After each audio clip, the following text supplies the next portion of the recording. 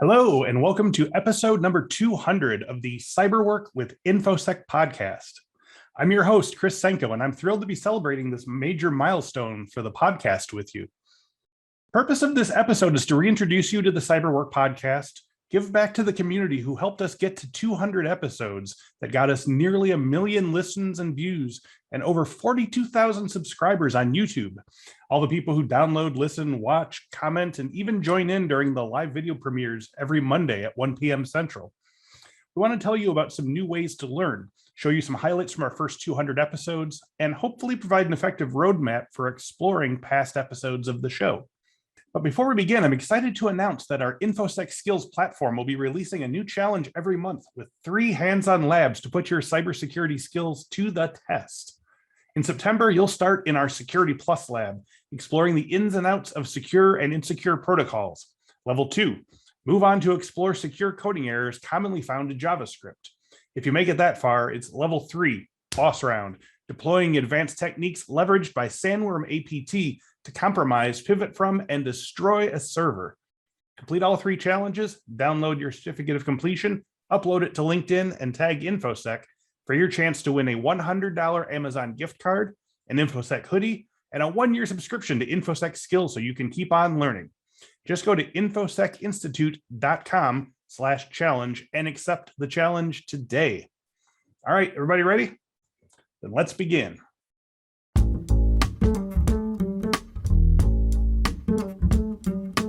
As you probably already know, I start every episode of the podcast by asking our guests about their cybersecurity journey. So now I'm going to do the same for Cyberwork. What was our journey?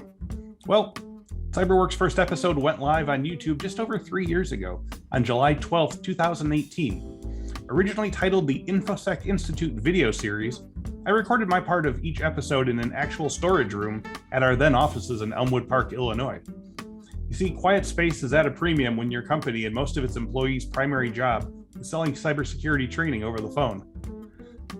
Our first guest was Infosec instructor Leighton Johnson, who spoke about the path to becoming a security architect. Here you can take a listen to my, let's be generous and say, unpolished introduction. This is the first in a series of videos that we'll be doing, which will include several types of security information and discussion. I hope you will check back regularly because we'll be covering several different areas of security. Some weeks we'll be doing security awareness topics. Some weeks we'll be doing tools of the trade. We'll do an occasional tool deep dive. And as we are doing this week, we'll be looking at security career paths. Our aim is to break down the journey from security newcomer to an elite security practitioner. So if you feel like you're sitting at the bottom of the security organizational ladder and aren't moving up as quickly as you'd like, stay tuned. Our guest this week is Leighton Johnson, and he'll be talking to us about the path to the role of security architect. The words may have been stumbly and hesitating, but the purpose of the podcast was set from the very first words. We're here to move you up the ladder in the cybersecurity industry. It just took a lot of patience and a few dozen episodes before the message became a little cleaner. Without a prior reputation to work off of, my earliest guests on the podcast were mostly close members of the Infosec family, including great and underseen episodes featuring Infosec instructor and superhero Keatron Evans, speaking here about the work of an incident responder. One of the key things that I find that I have to kind of remediate when we come into organizations is the communications, right? Because they don't necessarily know who needs to be communicated with when. You have HR and PR and legal and all these other people that need to be involved in an incident that you on the surface wouldn't think about, because we think about incident response as more of a technical thing. And it, a lot of it is, but there's a whole soft and management side to it to where you have to communicate details of that incident to the right people at the right time. And you have to make sure that you don't communicate certain information, kind of prematurely or ahead of time. We can look back at some cases where, for example, when LinkedIn had a breach a few years ago, they immediately reported and said, hey, we had a breach. We lost 7 million records. And then they had to come back a month or so later and say, oh, we were wrong at 117 million records. So it kind of looks like maybe you didn't know what you were talking about the first time, or maybe you released that information a little too soon. So, helping organizations understand how to navigate that is sometimes the biggest challenge. The technical stuff, either it is or it isn't. That's what I love about the tech stuff. It's binary. Either this technique will work or it doesn't. And if it doesn't, you move on to something else and try to solve the problem another way. But the people side is can be more challenging sometimes. So I think you have to, if you want to be kind of a manager or do all things incident response, you have to be good at communicating with people and calming people down. Because I tell people all the time, that's one of my biggest roles, is to come in and be the calm. Because a lot of these organizations, regardless of how big they are, they haven't had a lot of experience going through major breaches. So when they have one and the media is involved, a lot of times the first day of my job is just calming everyone down and saying, look, guys, okay, they're in. Like rushing and running around and, acting like the world's going to end. It's not going to speed up this process. So they're in, we're not going to get them out instantly. So let's go to our methodical approach. What's your policy and procedure and your playbook say? Let's look at that and let's see if we can operate within that. And if I find that it's got too many flaws or it's too limiting, then would approval go outside that, and maybe you can go back and adjust that procedural document once this incident's handled. So, I just kind of slow everybody down and calm them down. I'll sit down and have coffee with the CISO and just to kind of let them see like, hey, look, if this guy's not freaking out, then maybe we shouldn't be freaking out either, because he's obviously done this a bunch of times and he seems to be A-okay with all of this. So that's a big part of it, is to have that calming factor, that calming demeanor, to not come in and act like the sky's falling. Because I've run into other incident responders that have the opposite approach, where they come in and make it seem like, oh my God, everything's going to be so bad if you don't do this. And that's really not what you want. Yeah, exactly. Yeah, that's really not the approach you want to take if you want to get called back to another incident. And Infosec Resources author and privacy and blockchain expert Susan Morrow, who is tied for the most number of appearances on the show, 3 times, talking in her episodes about moving beyond passwords, the implications of GDPR, and her experience as a woman in the industry. Two-factor authentication, by definition, will improve security. However, there are always buts in all of this. At the minute, apparently only 10% of Gmail users are actually using two-factor, even though they've got the option. Not everybody offers the option for two-factor because the web developers have to add the capability in, and it's an extra piece of functionality and it's an extra piece of cost for companies and so on and so forth. But it's not just that. On the user end, people don't like two-factor. It's taken me, I know the process. It's taken me several years to actually add it into my PayPal account, even though it's really, really important to do that. Because it's a pain, because I put my mobile phone down, where is it? Yes. I can't get in. People get sick of it, but it is really important to do it if you can. Now, of course, it's not the perfect solution. There are now, there's a lot of people now finding vulnerabilities that allow, session cookies and things to be, there's a new one, for example, in LinkedIn, where if you've got two-factor authentication initiators in LinkedIn, there are ways of phishing even the second factor. You can get a hold of the session and token, and you can actually hack someone's LinkedIn account. So it's not ideal. It has to be implemented correctly and securely. Okay, it has to be, and there are ways of doing it well and there are ways of doing it badly. But if it's done well, it's a great way to prevent certainly a lot of phishing problems that we have. But it's not 100% perfect. Most of us have probably have a friend online or in real life who are, saying, what's going on with all of this? It seems like I keep resubscribing to all my newsletters. I think one of my friends thought it was all a Mark Zuckerberg ploy. Other people think it's just another way of getting, of them ripping you off. So how would you explain GDPR to someone who thinks that, that this is just yet another ploy, I suppose? Yeah, I know the sort of whole I think privacy's come to the forefront because of negative privacy press, like the Facebook Cambridge Analytica debacle. It is definitely raised the profile, if you like, of what is privacy. So it is a kind of it's a difficult thing to explain to people why it's important. A lot of times people say, well, I've got nothing to hide, so why do I need to be, privacy aware? And there are a number of reasons that you need to be aware of privacy now, because first of all, aside from the sort of increase in cyber attacks and the data breaches, I mean, I think at last count was something like 9.7 billion data records had been breached over the last I think it's, well, since 2013. Gemalto run a breach level index, and they keep tabs on all of this. But anyway, it works out something like 5 million data records a day are being exposed. Wow. Privacy is a bit more than just having data stolen, but it's all part and parcel of the same thing. If you can have control over your data, if you can have control over it, and that's really what GDPR is about, giving the control back to the user so they can control who has it and what they do with it.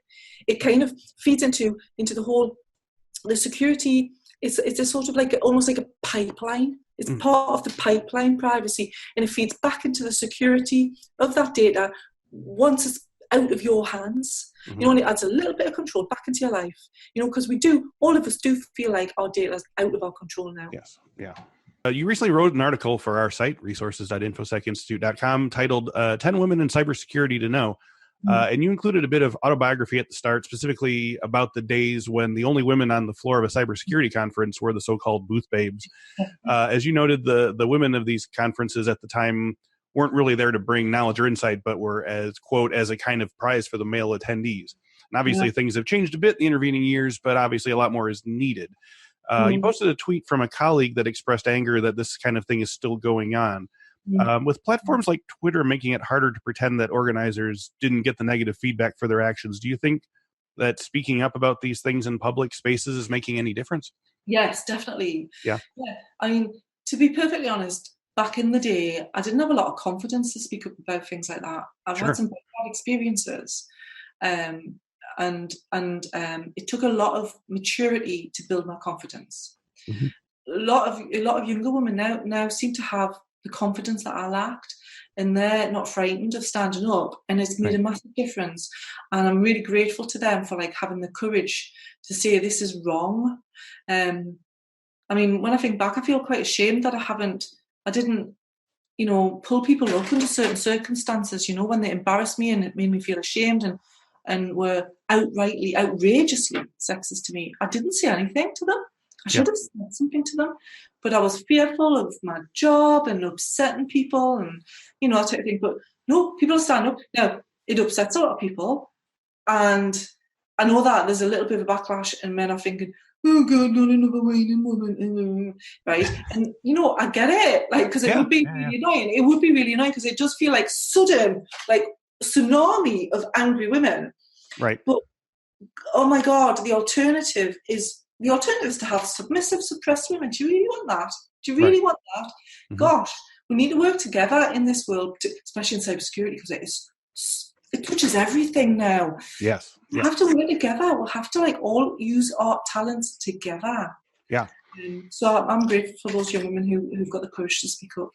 Susan is tied for 3 with master hacker and writer Alissa Knight, who has also graced our podcast 3 times. How far back does your interest in computers, tech, and security go? Is this something you were always interested in, or did that come later in life? Oh, goodness. Yeah, so I started with a 486 SX25. Wow.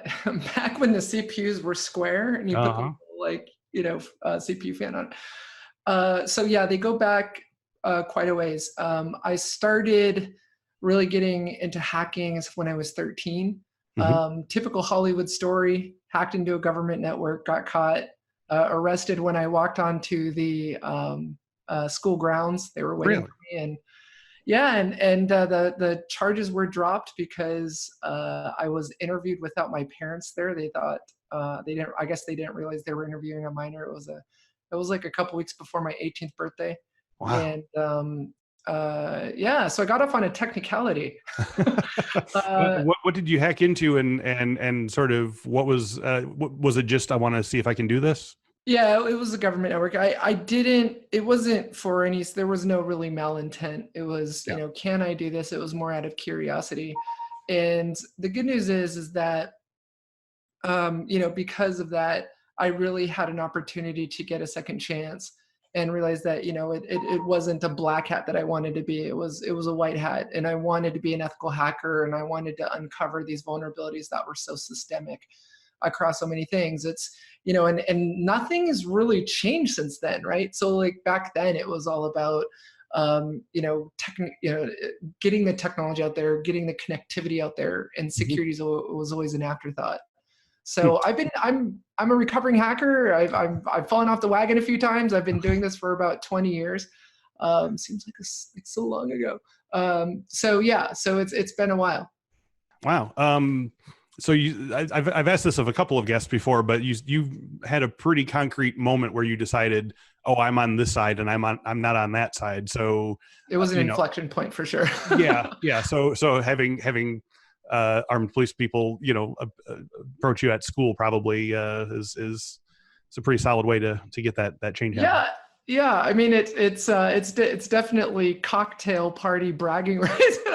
All of a sudden, I was the nerd that was picked on all the time, and now I'm like being escorted off campus in handcuffs. Kind of puts you in the cool crowd, but actually, because of all that, didn't end up returning back to school. Okay.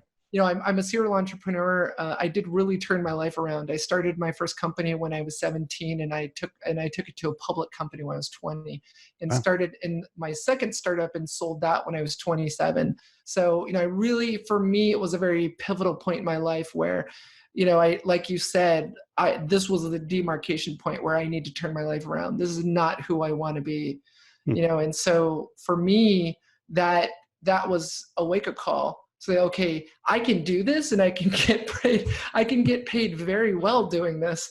And that's that, the rest is history. What are your sort of primary recommendations for securing APIs right now?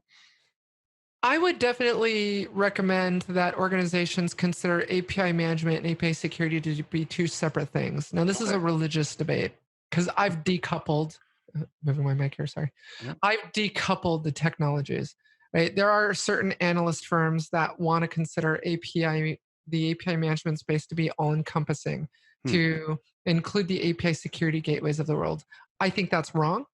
I don't think that security should be a feature of a management product, right? So you have these API management companies that have included API security capabilities as a feature, as an add-on, whereas these companies like Farm Systems or 42 Crunch, these companies have built their technologies from the ground up to address API security threats.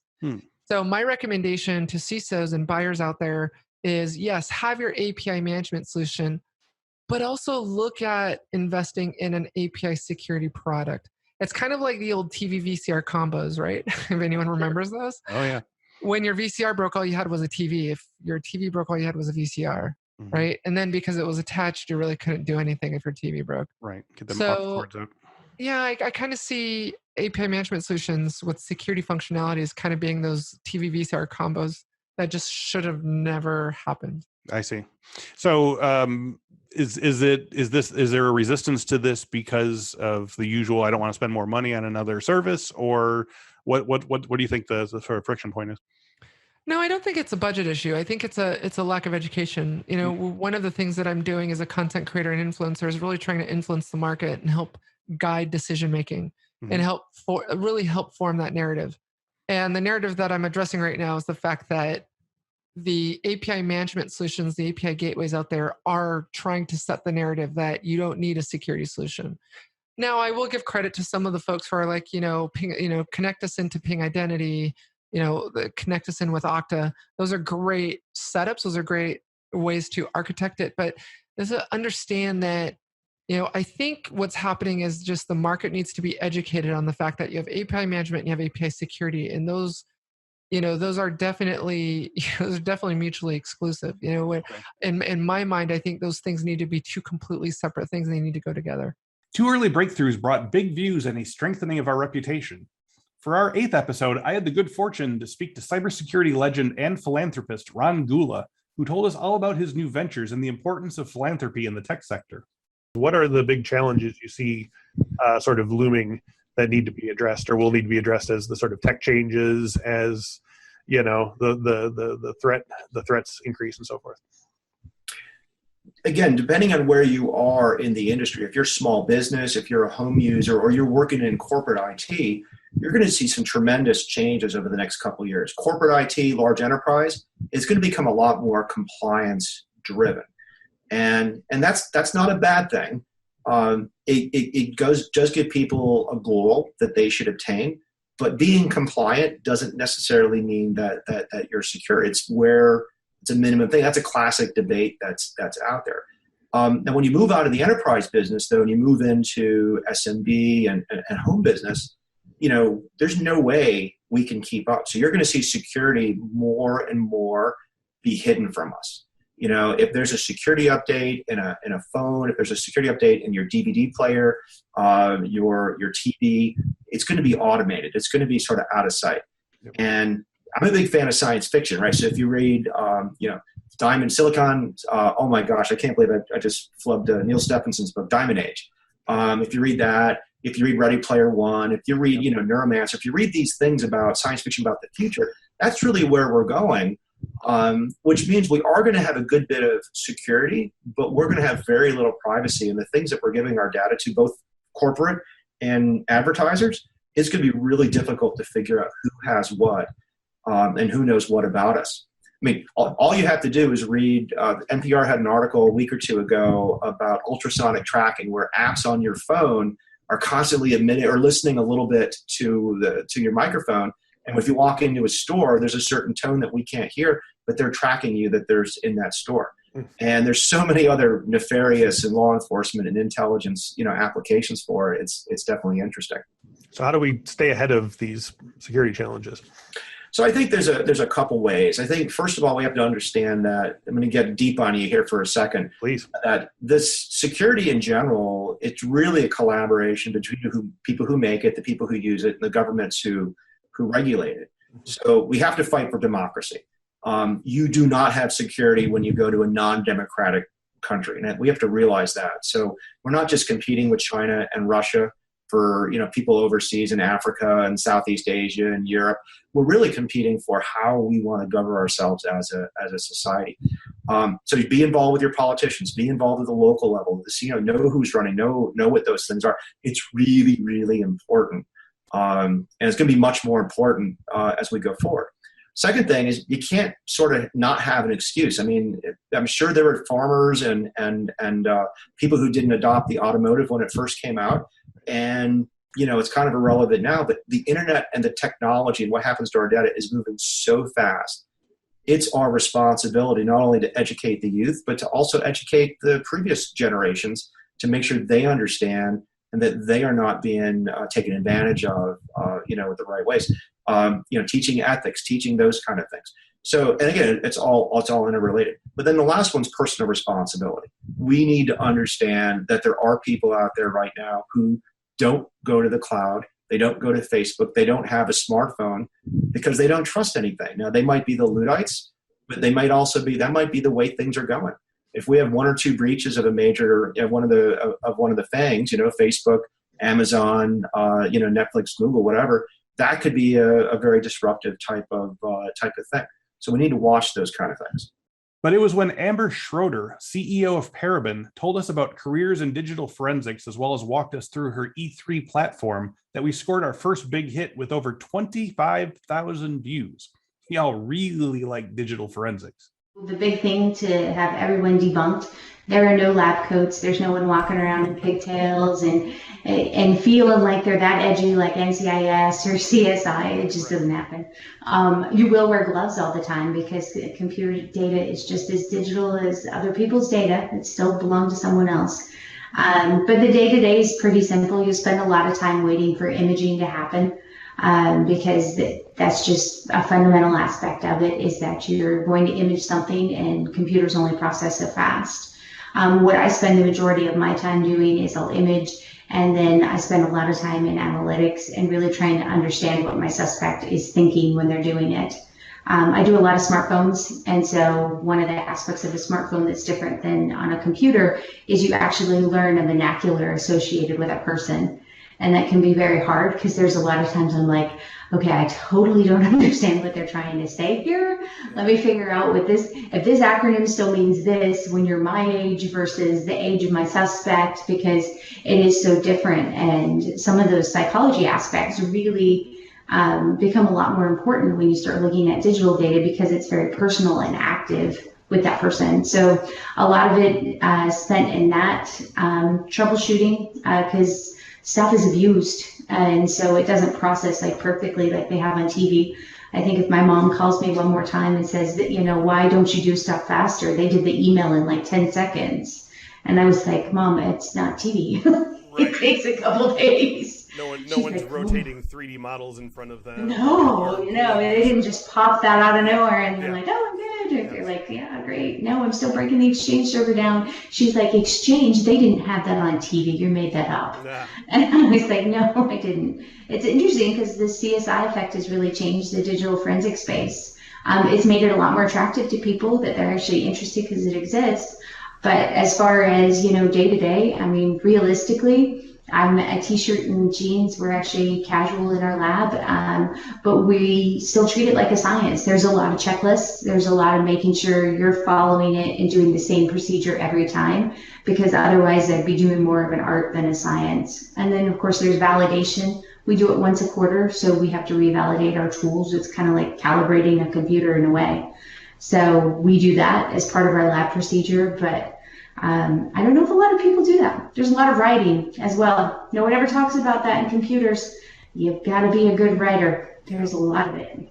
As the episode numbers started creeping into the double digits, the Infosec video series got a fresh coat of paint, although we were still in the storage closet, and changed the name to Cyberspeak. It was on the right track, but it wasn't there yet. The point of the podcast, no matter how sensational the guest or ripped from the headlines the topic, is always going to be career development and career advancement within cybersecurity. This is my pledge to you. Even if I manage to get the head of the dark side hacking group on the show, I will ask that person about their favorite resume tightening tips. Speaking of guests, we have had some mighty high-profile guests on the show. I've been fortunate to speak with Jeff Williams, creator of the original OWASP Top 10 list. How did you come to found OWASP? Well, that was interesting. In the early 2000s, there was really not much awareness of application security. But we were building web applications. People had, they were starting to bet their businesses on these web apps. And so, I started consulting it. Actually, we had a part of GE came to the company that I was working at and said, hey, we really like your data centers, but we want every line of code reviewed before it goes on the internet. And so, my company fell over themselves to say yes, but they had no idea how to do it. So they were looking for somebody who had really strong software background and knew a lot about security. And so I got the call to go start that program and run it. So I built one of the world's first application security teams to do that work. And then we grew a whole bunch of customers inside. This was at Exodus Communications, if you remember them. And during the dot-com boom, we got to look at how people were doing security in all the top properties of that before the dot-com crash. Mm-hmm. And, so we grew a great set of services with, threat modeling and architecture review and training and code review and penetration testing and things like that to help companies try to get it right. And that's kind of what led to the OWASP Top 10 is, people were working on the SANS Top 20 at that time. Mm-hmm. And so when I talked to them about AppSec, they were like, well, yeah, maybe after I finish the 20, and they would never do that. So I said, we really need a top 10 of our own. And so, I drafted the first one and we got it out pretty quickly there. And, it was an amazing time in AppSec. Yeah. So you were really kind of in new territory there. Like you say, there was the SANS Top 20, but no one was really thinking of AppSec in those sort of, complex ways in terms of security then, right? Yeah, very few people had the idea of a program around AppSec. They did AppSec here and there on certain projects, but not any kind of structured program. And, coming from my background of very high assurance, I tried to mix some of that into what I brought into this, very fast-paced, dynamic web app security world. Right. So that's still the challenge. Oh, I'm sure that's always the challenge. So speaking of that challenge and the top 10 list, what was the original process of compiling the risks, and has that changed at all? Obviously, it doesn't modify every year, so it's only when you feel like things have sufficiently changed that you need to modify. But how did you come to that original 10 list? What data were you using to sort of like order it and so forth? Well, at that point, we'd been doing AppSec services for 3 or 4 years for some of the largest companies in the world, and we had our data, just our perception of what was important. And so the first version was really, I wrote down my top 10 and then brought it into work, and we argued about it for a few days, and then wrote it up and put it out there. And really, it's not that complicated. The top vulnerabilities and risks have always been pretty obvious. And that's, they haven't really changed in the last 15 years dramatically. And it's all basic blocking and tackling kind of stuff. Security today is really messy. People are barely doing what I consider, just north of negligent. And that's really, it's really not good. In fact, it's a failure of OWASP, right? If we had succeeded, like my original vision was, we'd put the top 10 out there, and then we'd get those under control, help people fix those, and then we'd add, and we'd move higher in security. But it's still the same stuff. It's still injection and cross-site scripting, and it's the same kind of things: authentication, access control. It's unfortunate, but we're not making progress. Master threat hunter David Balcar of Carbon Black. Give us some examples of some of the biggest and scariest APTs out there right now. Like, who are their targets, and what types of security measures are being put in place to try and combat them? Sure. This is a great answer I'm going to give you here. So some of the biggest ones are the ones we don't know about yet. Right. Yep. That's the key with APTs for sure. But, if you look at some of the big ones right now, if you look at the story that was published on Motherboard just recently and all over the place, was the supply chain attack against ASUS, their live update software. Mm-hmm. So it affected, a ton and million machines. However many people downloaded that new firmware or not firmware, but updates for their ASUS, live software, right? Mm-hmm. That's crazy. The supply chain is the holy grail. Because if I can get that, you're going to trust everything walking through your door. If you look at, and you can definitely Google this stuff, look up Lenovo hard-coded password for their fingerprint reader. Are you kidding me? So I don't even need a fingerprint. I could just type in a hard-coded password. That's crazy. Or like the keyboard scraper that was on HP laptops last year from the factory. I always ask when I give speeches and stuff about security, I said, okay, how many people have HPs or whatever? Not to pick on them. I mean, it could apply to anybody. But, how many are actually re-imaging their machine clean when they get it? And you get maybe 20%, maybe 15% of the crowd that says, oh, yeah, I'm doing that. The rest of them go, no, I just take whatever's coming at me. Yeah. Those are big. Some of the other big ones, I guess, mainly the financial. If my specialty is financial and insurance, I would say around like Lazarus and Fin7/Carbonok, however, whichever name you want to give them this week. And it's really about, they're going after the money. They're going after SWIFT transfers. Yep. They're going after ATM fraud, creating accounts, depleting those accounts. That's really big. If you look at what the, Carbonok gang did, they stole close to $1 billion. And they were very persistent. They stayed in these networks for a long time and stealing money multiple ways. That's for sure. Elie Bursztein, Chief Fraud and Anti-Abuse Researcher at Google. Coming into cybersecurity, it wasn't even called cybersecurity back in the 90s, right? Like, I think it's just interesting that how you entered the field is very different than how a lot of young people are entering cybersecurity nowadays. They're not reading FRAC, and they're not looking at, bug track and, all those things that were, I thought really like a lot of fun and really draw you in.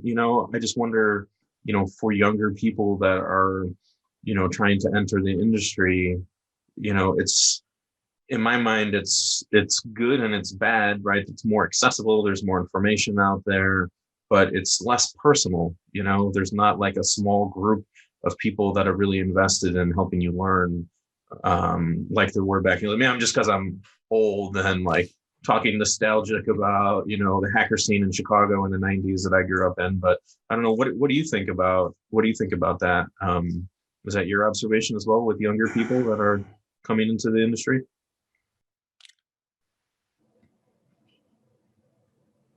It's a hard question, but I think in a way, yeah, things have changed. I think there will always be small community, and I think they still exist. It just happened that our field is so big that the community is not one anymore. It's just few of those, and sometimes they intersect, sometimes they don't intersect. I remember the old days as well, right? One thing I can say, and I don't know if it's very much public, but FRAC was never one group. There was a few groups, and FRAC started in the US. But at some point, FRAC was handed over to some people in France, some people in Germany at a different point in time. And so FRAC was never one group, right? It was a set of people. We didn't know the other group, to be honest. I know who were in FRAC France, or some of it, to be honest. Maybe some of them I don't know. I don't know we know everyone.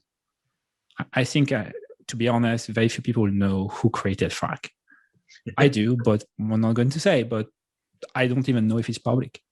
And I think FRAC was this kind of decentralized organization of like a group of people who started to exchanging on the internet because they found it interesting, and then groups started to create. They still exist, like DEF CON, we have the villages, right, which are essentially a special group of interest on security. The election security group is very tightly run. It's everyone knows them. Everyone who work on that would know Alex Alderman and Matt Blaze, which are kind of like the forefront of those. But if you go to the car hacking village, where they do a lot of things on Teslas these days, they are a completely different group. I don't know them. I do know of them, right? And so I think you can get into car security very easily by entering that community. And so I think you're right. You did not enter the security community anymore. In a way, depending on what your career path is and what you want to do, it will make it something harder. It will make something easier. I think there is more room. There is more opportunity because security is so pervasive. At the same time, if your goal is to be like the guy known for security worldwide, then I don't think it exists anymore. And Sam King, CEO of Veracode.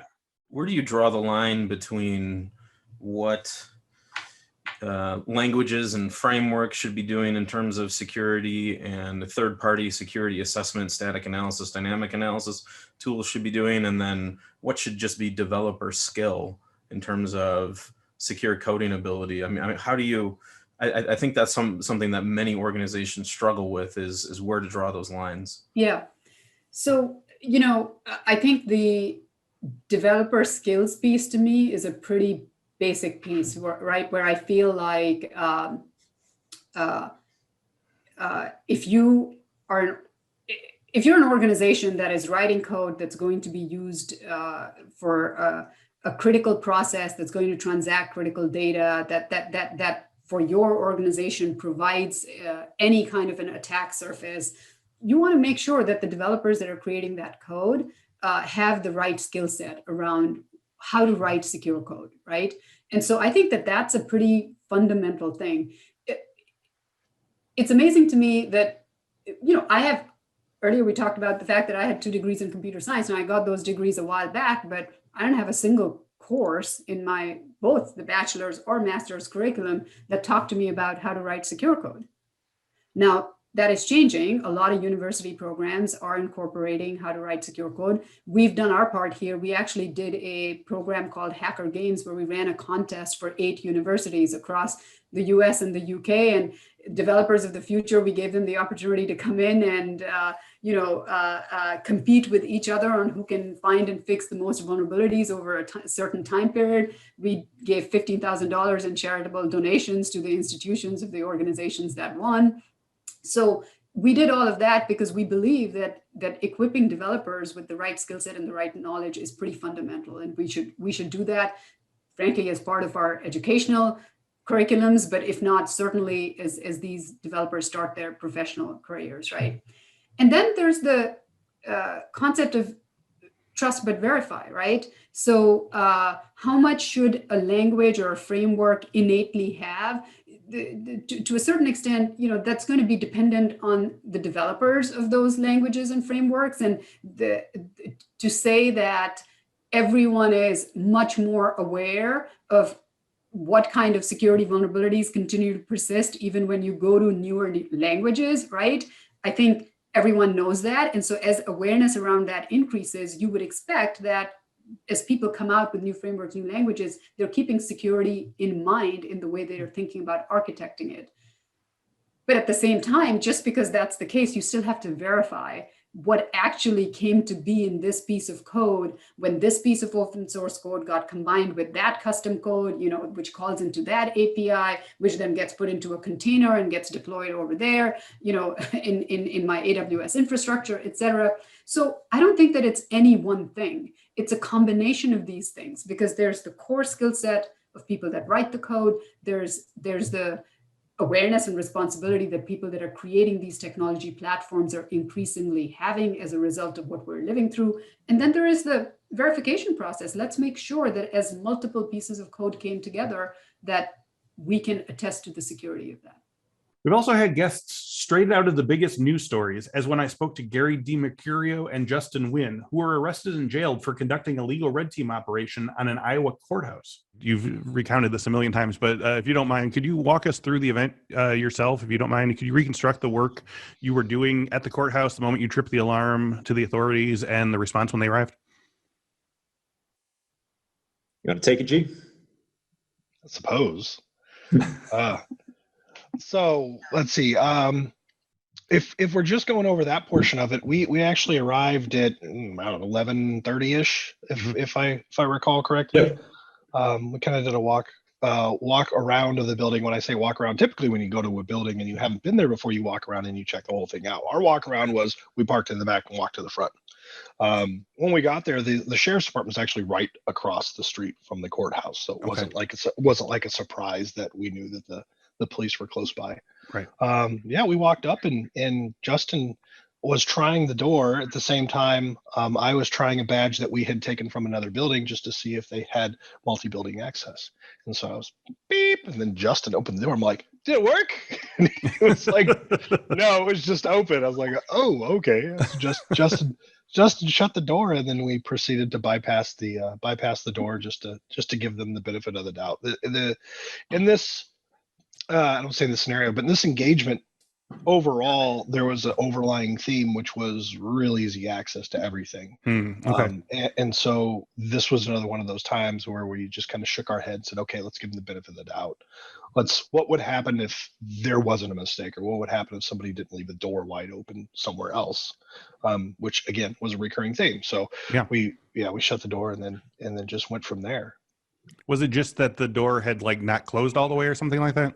Yep, that was it. Old door, right? Yeah. Old door, real, super old courthouse. Right. They literally still have the original latch on the doors from 100 years ago, probably. Okay.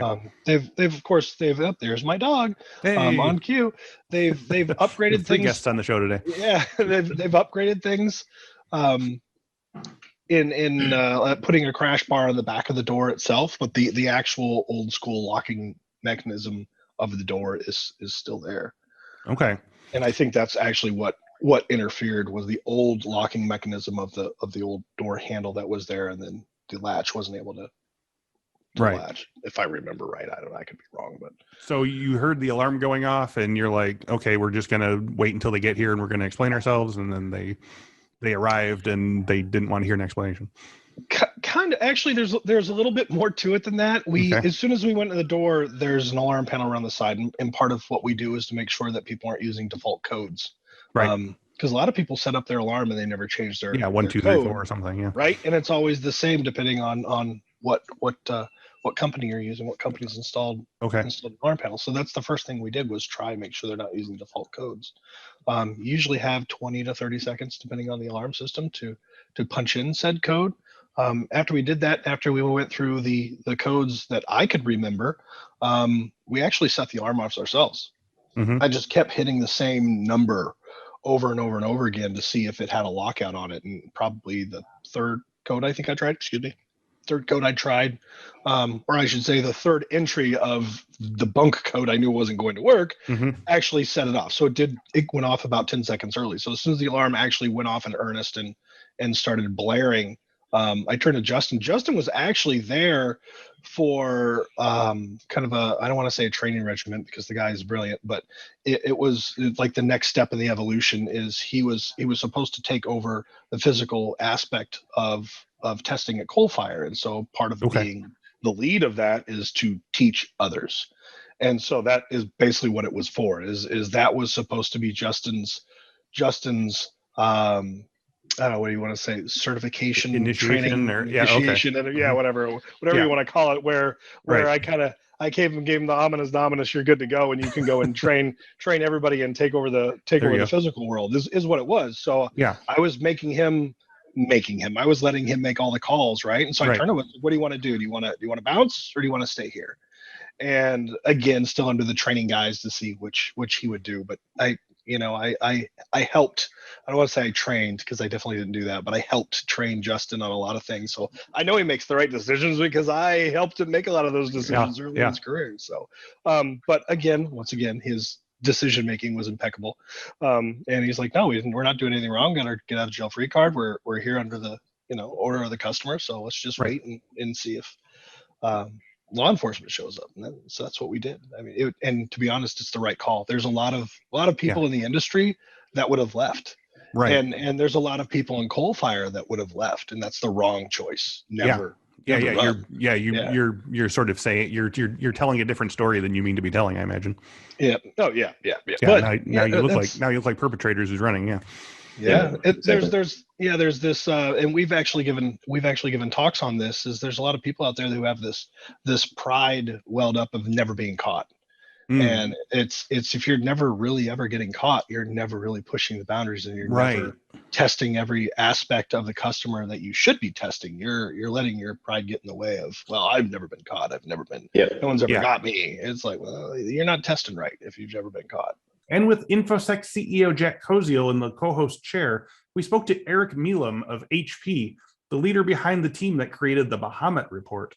I want to sort of talk about the scope of BAHAMUT. Does this suggest anything for other threat groups in the future? I mean, this seems like a fairly large and unprecedented sort of threat actor. Does this level of ambition give future cyber espionage groups a working template to create from? Have you seen any sort of like other groups that are sort of taking, hints from this group and upping their game in that way? I mean, yeah, they've definitely, right.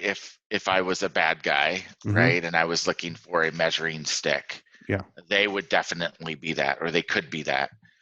But again, wanting and understanding how execution is done, it's really the level. So I can watch how well you do a podcast. That doesn't mean I can go do it. I was going to say, just because you like Jordan doesn't mean you can dunk like Jordan. Yeah. Right. But they've definitely laid out, like, you can look at them and see, I hate to use the term role model. That's not a good term, but you know, based on what we're talking about, but you can definitely see a path or a blueprint, as you stated, to follow. Again, I know I keep saying this, but the big thing is just their patience and their operational security is above what we normally see, right? Yeah. I mean, it's state actor level. So again, I think, they've been trained in this. They could be ex-military, they could be something associated with that, but they really know what they're doing more than most threat actors out there. And so I think we're going to continue to uncover things from them. But I do think, yes, I think people will look at that, or people will leave that quote company and go start their own, right? And it will be cut from the same cloth for sure. So go ahead. Sorry, just on specific just on specific tradecraft, the report mentions that like malware is kind of a last resort. Yeah. It's really account takeovers and it's pivoting. Is this, in your opinion, is this the future, or is this kind of what all these threat actor groups are? This is the state of the art, or I guess if you can comment on kind of that methodology, like malware as last resort, and compare it to other things you see in the industry, and how you feel that's gonna go out into the future. Yeah. I mean, so they use for the ones that we analyzed, right? There could be other projects out there that we don't know about where malware is key. But the ones that we looked at, and what this group is really good at is, and I think you can see it in the report, it's espionage and it's psychological operations, PSYOPs stuff. So you don't necessarily need malware in all those cases, maybe to gain a foothold. But one of my specialties when I was a pen tester was spear phishing, just because it's easy. Right? You send out 1,000 emails, you're going to get some stuff. Now, they didn't do that, obviously. They were highly targeted and against individuals that they knew would get them in, again, which shows another level of awareness of what their targets were and how to manipulate them or get access. In the White Company paper that we did, they used malware after they had already kind of done what they needed to do in a certain area, and if they wanted to pivot to a different area of the organization, so they set one side of the organization on fire as a diversion while they went and took over the other part and did what they needed to do over there. And so that was pretty interesting. I think there's an evolution of those types of things even outside of that. If you look at like even TrickBot, Emotet, Ryuk kind of combination, it's okay, get information that will, that someone's willing to pay for, and then ransom that box too, right? And I think that is going to continue to rise, because in the old days it was just they would ransom it, but now it's a whole campaign to get data, to have it, and then use that as a true ransom, kind of leverage point. I do think that most campaigns of this nature, they want to be stealthy, extremely stealthy, right? They don't want to use malware. Those are the things. The longer you can stay in an environment undetected, obviously, the more you're going to find.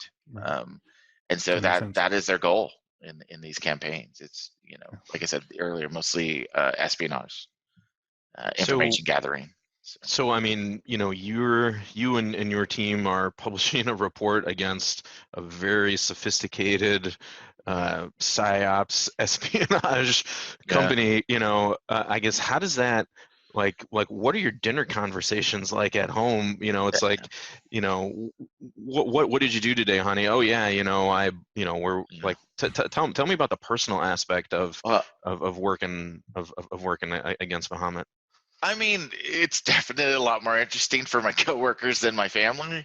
I've been, kind of in this field for a while, so it's like, oh, hey, I took over XYZ casino today. Like, look, I've got access, and they're like, yeah, whatever, Dad. Right? Like, they just go, whatever, play their video games or shoot basketball or whatever. So they've heard all the stories for a decade. So to them, it's like, eh. But the one thing I can tell you is I've made sure that every child that I've had has had, a computer or an iPad or something from like the age of 2 on. And I know a lot of probably psychologists would say that's really bad, and maybe it is, but guess what? Like, they're going to be the next generation, and they're going to be trained from the age of 2. But when we look back on these episodes, the aspect of this whole thing that's most important to me is hearing from you, the listeners, you, the watchers, letting us know that the podcast has helped you get unstuck in your cybersecurity career. It's focused you on what areas of study and learning you want to emphasize to do the type of cybersecurity work you want. And best of all, I've heard from people who said it gave them the courage to step out on what feels like a very shaky limb and jump into a new career direction. One of my favorite stories while doing this podcast is about Ben Garrett, an Infosec scholarship winner in 2019. A member of the Cherokee Nation, Ben came to cybersecurity after working sales and running heavy equipment for an overseas oil company. Desiring a change, Ben discovered a computer science class later in life. When describing his cybersecurity journey, Ben said, quote, "I spent a lot of time on Infosec's website reading everything I could find, and I listened to the Cyberwork podcast. I listened to every podcast and webinar they posted. Instructor Keatron Evans had a huge influence on my decision because he gave me the confidence to believe that I could actually do it. Those resources helped me come to the conclusion that cybersecurity would be a good choice for me," end quote. For every Ben Garrett whose story I'm lucky enough to hear about in this way, I like to hope that there's a dozen more Bens out there using Cyberwork episodes detailing what it's like to be a security analyst, penetration tester, cloud security manager, or red teamer to focus their interests, deepen their obsessions, or just give them the spark they need to start something new. Let's talk about where to start. And I'm going to give you just a little bit of a selection out of the book. Okay. And that is, you've got to know yourself first. Know what interests you. Yeah. You don't have to pick your career for life. You don't have to pick the aspect of security that you're going to be in for the rest of your life. Because the thing is, once you're in security, it's really easy to pivot around, right? And go wherever you want to go. But come in with some sense of what interests you. What about security has you looking for a job here? And the activity I give people, the exercise I give people in the book is, if you really need to just sit down and figure this out, a great way to do it is go to some, security blogs, pick 5, 10, maybe 15 security blogs and news sites and other things, and grab the headlines that interest you the most. Look back over the last few months, grab just the headlines that interest you the most from those. And now as you get them together, now rank them out as to which ones seem most interesting, and then look for the patterns. What's in those headlines? What are those headlines talking about? That, what was the rest of the article? What was in there? And what aspect of security was it? Was it something with IoT security? Was it something with OT security, talking about pipelines getting breached lately, or, not breached, but ransomware. Right. And, that is such an important first step, because I do get these, and I know a lot of my colleagues do too, get these messages from people looking for help. And you ask them, okay, well, what part of cybersecurity, or what do you want to do in cybersecurity? And you're like, well, I just want to learn cybersecurity. I just want to learn it all. Right. That's a huge domain. Yeah, You're not going to learn it all. I don't know it all, so I can't even teach you it all if that's what you're looking for. Yeah. But yeah, know yourself, know where it is that you want to go, get that and chase that initial dream, get in. And then now if you decide later, yeah, I really don't like doing threat analysis. Okay, great. So you pivot into AppSec or something. Who knows, right? You can do that. So for listeners who are, just learning about this profession for the first time, can you give us kind of a basic description of what a computer forensics professional does? What are the regular tasks and projects that you do, and what makes the job interesting? So a computer forensic professional is going to go through and they're going to do imaging, which is a scientific method of copying data. And then after that is done, they're going to go through and actually go through all the individual pieces. So if you want an analogy for it, it's like taking the box of the puzzle and then finding all those pieces, putting it back in the box, taking the box back, and then saying, how am I actually going to put together this puzzle with the way that they did it? And you might be missing pieces that you have to go and find. All of that is part of the digital forensic profession and experience. It's definitely for people who like to really think through the minutia of the data. So if you only like to look at big pictures and you don't like focusing in on, hi, I'm going to be doing the same thing for the next couple weeks, then it's probably not the best choice. But if you really love the minutia side, then it's a good choice for you. My best investigator I have on my team, she has a psychology degree. And she loves the details. And she is just fantastic at it because she understands how people think. She understands how they work with their data. So she was not obviously originally in this field, but she's become one of my best investigators because I was able to teach her all the nerd stuff. That's not hard. Right. It was, I can't compensate for the way you think through your data. What are the roles and responsibilities of a malware analyst in 2021? So I think there are two flavors of malware analysts. Let's start with that. There's the guys and gals that work inside the cybersecurity industry, right? So they work for a vendor. And then there are very large enterprises, VLEs, that have their own SOC that also have malware analysts in-house. And those jobs actually look somewhat different. They share some similarities, but they have some pretty big differences as well. So let's talk about the similarities. At the basic level, what a malware analyst does is they do a lot of reverse engineering of malware.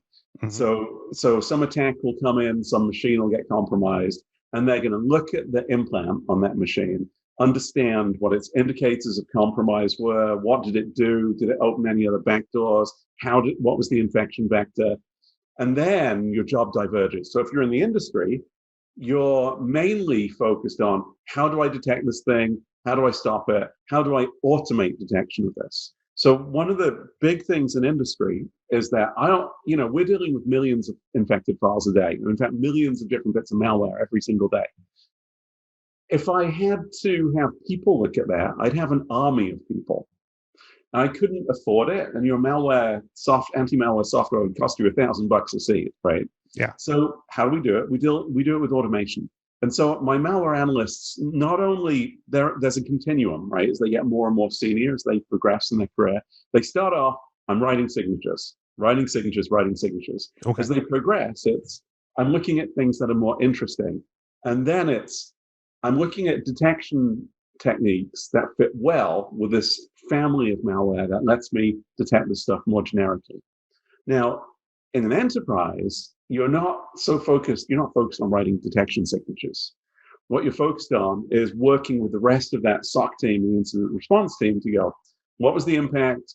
So you might get teamed up. You might get teamed up with a network analyst. You might get teamed up with the incident response team. You might get teamed up with the SOC itself to see what's going on. So at the end of the day, the basics are the same. I'm pulling apart malware, and that's finicky and it's tiring and it's fun.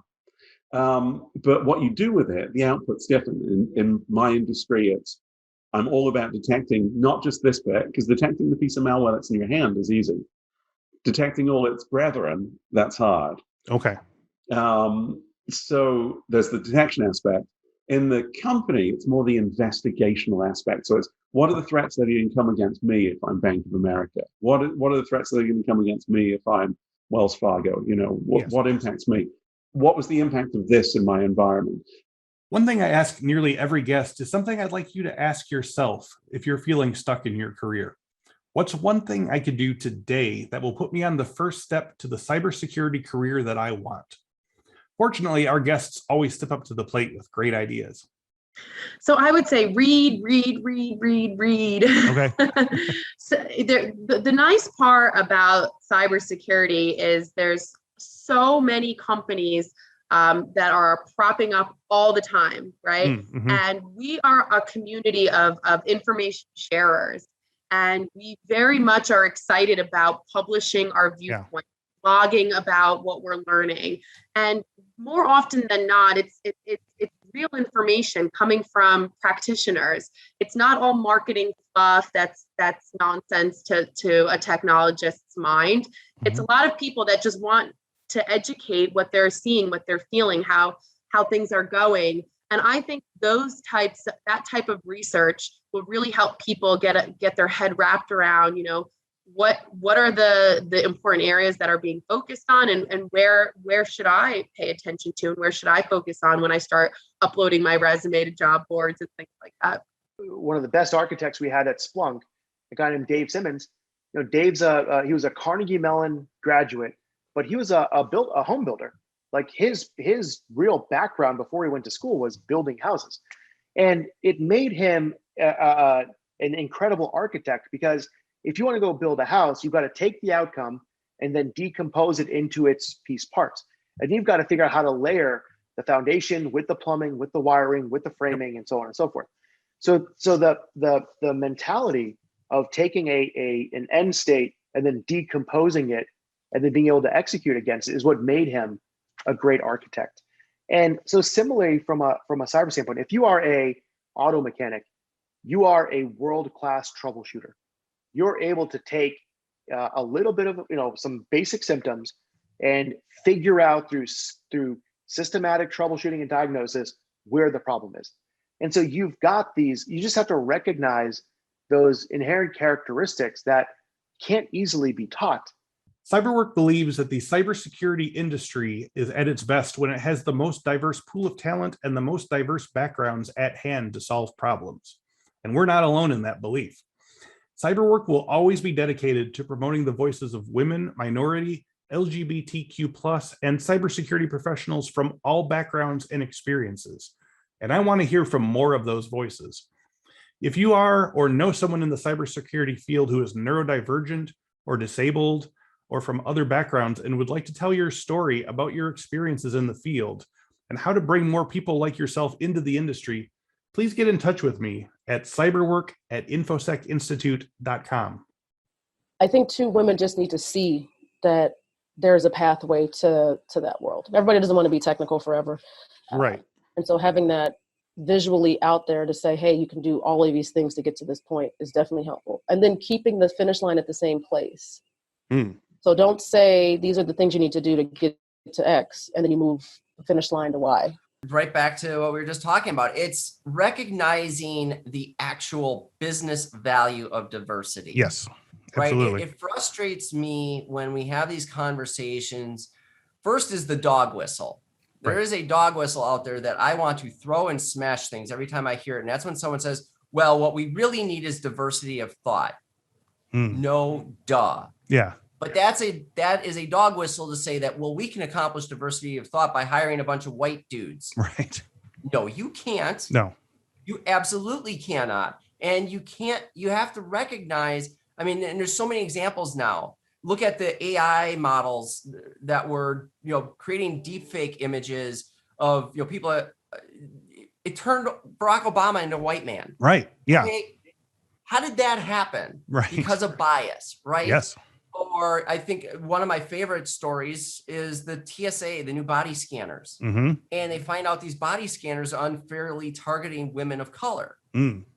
Why, you ask? Well, because there are certain hairstyles that are very predominant to Black women. Right.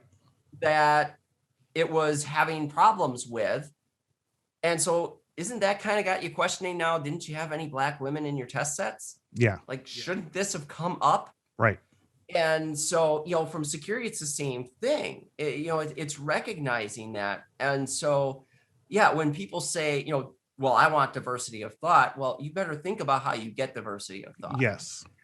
And then the other part of it is stop thinking of diversity as this like feel good thing. We want to, make people feel good that we're inclusive and blah, blah, blah, blah, blah. Yeah. No, diversity is what makes us, as I said early in this podcast, it's what makes us stronger in this sense of collective solutioning or collective problem solving. You need those various aspects. Right. You need people who look at things very different ways Yep. because of their experience. Someone who can look at a body scanner and say, what's that going to do when I walk through with my hair like this? Yep. Because they know from other experiences that particular hairstyle they have gets treated differently. So those are the kinds of things we don't recognize that right now in a lot of senses. We don't see that. Like, it is actually a business value to be diverse, and it's something that you have to hire for. Right. Now, I'm not saying you're going to go out and say, we only want, Black applicants for this position. That would be illegal, right? It'd be just as illegal as saying, I only want white applicants for this position. Yep. But rethink what your qualifications are. What are you looking for in terms of the people you want to hire, and how many of those just reflect your own personal experience or your own personal biases? How can you look at what makes somebody a good fit and a good diverse fit for your team, inclusive of things that maybe don't fit into what you immediately think of in terms of what that person, that role should be? So broad in that sense. Yeah. And not just, checking off checkboxes, but also like, disabled people or people, neurodiverse people. Like, there's just so many places where, the interfaces and the technology are being used, like you said, differently by different people. And it seems like it should be like an exciting opportunity to be meeting these people and thinking in these ways and stuff. But there's that sort of feeling of like, oh God, it's June, hurry, scramble, we got to do a thing. I mean, yeah, and I could go on for days about the rainbow washing and everything else that goes on during Pride Month, right? I mean, like, come on, live it 12 months of the year or don't bother. Yes. Yeah, I mean, and it's, and that's actually, that reminds me of another dog whistle that's out there too that frustrates me, and that is we want to hire the best candidate for the job. Is suggesting that, well, if I hire a Black person or I hire a neurodivergent person, they're automatically less qualified. Yeah. No, you need to rethink your qualifications and what makes a person qualified. How are you evaluating them? Because chances are you're not evaluating them on level playing fields. You have biases in how you evaluate. And as a result, you are going to be immediately shaded towards hiring someone who looks and sounds and acts like you. Also being able to separate, what is true for me versus what might be projection. And I think that helped me a lot in staying encouraged and, not letting some of those sort of naysayers or whatever you want to call them hold me back. But then I feel like the other piece from a role model standpoint is I essentially had to kind of create my own fictional role model. Your sort of idealized version. Yeah, exactly. So I had this imaginary role model where I picked all of these, strong traits and things from different people that I had seen and that I knew, and kind of use that to mold, like, this is who I want to be, and this is how I'm going to get there. I hope you found this 200th episode entertaining and interesting, and maybe it's convinced you to check out some past episodes from our deep archives. As we embark on at least 200 more episodes of Cyberwork, I want to talk with you for a moment. I want to ask you a question. What problems are you currently facing in your cybersecurity journey? How can we help? Answer in comments. Tell me your story. Who do you want to see on the show? What do you want us to ask them about? And most importantly, I want to hear about your cybersecurity journey. If you can tell us about something you've done differently in your career as a result of the podcast or one of its guests, I'd love to hear about it. Let me know at cyberwork@infosecinstitute.com. I might read your story on the show. And don't forget, our Infosec Skills platform will be releasing a new challenge every month with 3 hands-on labs to put your cybersecurity skills to the test. Each month, you'll build new skills ranging from secure coding to penetration testing to advanced persistent threats and everything in between. Plus, we're giving away more than $1,000 worth of prizes each month. Go to infosecinstitute.com/challenge and begin the challenge today. All right, that's it for now. Join us for a new guest, a new topic, a new tip for your career, and your same old host, Chris Senko, right here on Cyberwork. Thanks again, and we'll speak to you next week.